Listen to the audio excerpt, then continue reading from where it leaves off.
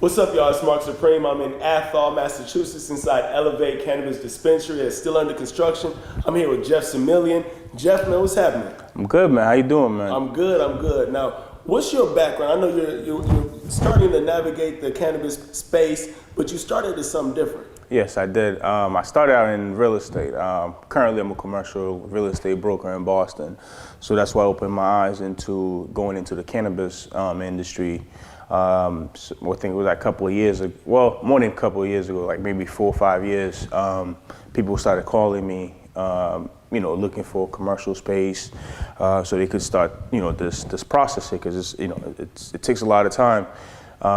So that's basically started getting my mind, to wonder like, oh, what's going on with this industry here? So it's getting legal, so on and so forth. So it wasn't until I want to say maybe end of 2017 that I really started, to do my homework, started reading, getting some information. I was like, oh shoot, so this is something I could get myself involved in, and why not? So that's pretty much how I basically started, getting myself into this. So you currently have spaces that you've sold for grow ops or for dispensaries? I've done a couple of transactions with some for a couple of growth facilities and also retail stores that I've helped leased out, and I also got something for myself as well. So you already in the cannabis space in the real estate?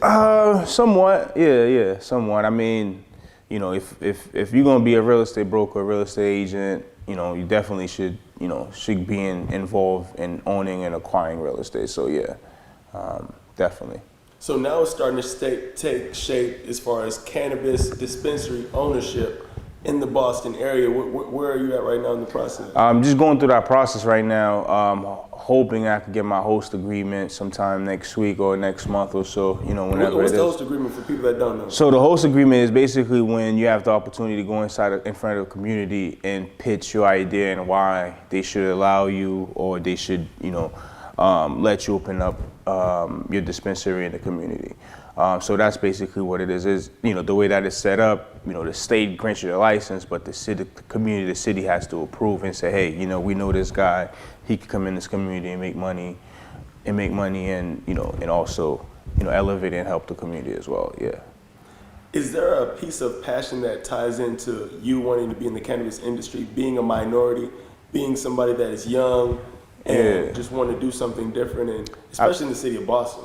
Yeah, absolutely. There was an article that I got published a couple of years ago, saying black people's net worth is about $8, compared to our opposite counterpart, which was at like 255,000 or something like that. Hold on. Yeah. So what happened? So the Boston Globe published story about black wealth. It legit was $8. I don't remember exactly what the counterpart was. It was like somewhere in the thousands, like at least 200,000.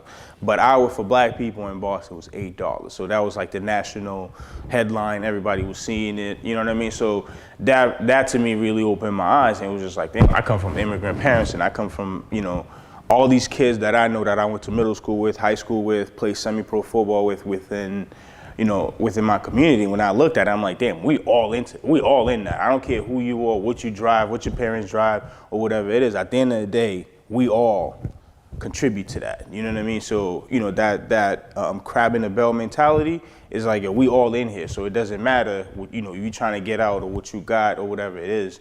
That's for all black people. So when I saw that, it was just like, okay, what can you do to change or help, your community, your life, your families, my legacy, so on and so forth. So when I saw that basically, like I said, it was around those same, around that time, like I said, maybe 2016, 2017, when that article got published, and it was just like, well, cannabis is predicted to be a $1 billion industry. How could I get into that and get a piece of the pie and help my family out, help the next generation, so on and so forth. So that's what opened it up. You, as we talked about before, you have a keen sense on business. Absolutely. A keen perspective on business and just how money is made and the power of the mind to help acquire what you want. I imagine that you're going to retain some real estate, but also with the cannabis piece, How do you feel like you navigate these industries different? What do you think is going to set you apart in Boston, in this growing market, in this growing industry nationwide, that's going to make yours different? Well, that's a great question. Ultimately, I look at the cannabis industry is going to be like any other industry. Eventually, it's just going to be, whoever's going to make more, it's going to be who got ahead of it, in the beginning. So eventually, it's going to be like a pharmacy. It's going to be like a liquor store. Somebody's going to have one, and you could make a living out of it. But to be the pioneer, you have to get in right now. So one of the things that for me, I like real estate is my passion. You know what I mean? Buying real estate, holding real estate, because those are one of the things that if you own this particular part of land, piece of property here, nobody else you can't duplicate that. You could just go right across the street and duplicate my, liquor store, a cannabis store, but you can't duplicate land. You know what I mean? So my goal ultimately is to say, okay, I can make money from real estate, invest, buy properties, whether it's Detroit, Florida, Georgia, wherever it is, that I could go there, acquire real estate, build apartments, build commercial real estate, and help my community, help my people as far as having housing, as far as having commercial buildings where they can operate their business, because those are the things that's affecting us, you know what I mean?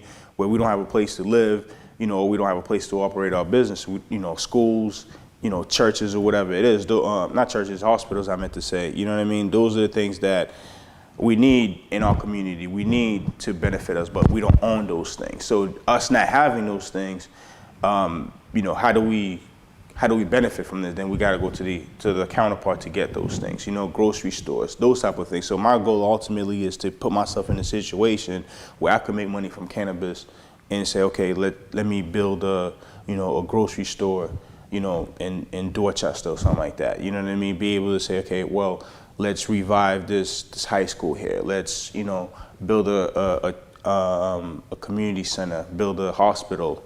You know what I mean? Those type of things that I could use cannabis, because it's $1 billion industry. I could use those things and be able to create, create those type of things, because at the end of the day, that's how you leave a legacy. You leave a legacy. You died twice. You died with the moment that you actually died, and then they have your funeral, then they bury you down 6 feet down. Then you then you die the last time people remember you.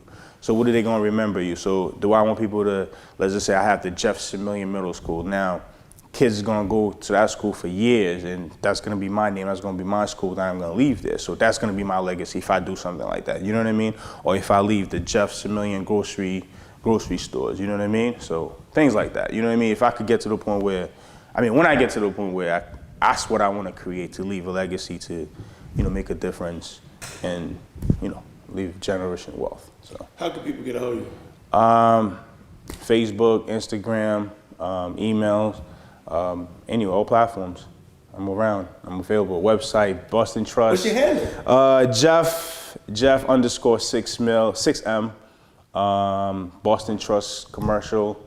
Jeff Similien @gmail.com.